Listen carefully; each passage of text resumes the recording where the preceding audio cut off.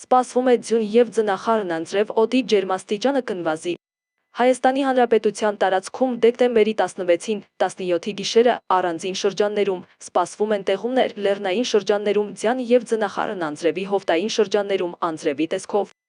Տեղեկությունը հայտնում է հիդրոօդերևութաբանության և մոնիտորինգի կենտրոնը։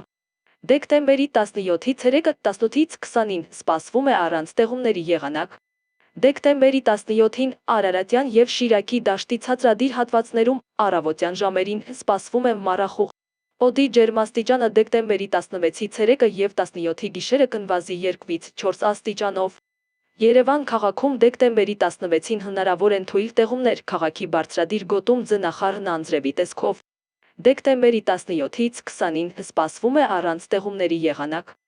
Մայրաքաղաքում դեկտեմբերի 16-ի ցերեկը կլինի 5-ից 7 աստիճան տաքություն, իսկ երեկոյան ժամերին կգրանցվի 0-ից +2 աստիճան։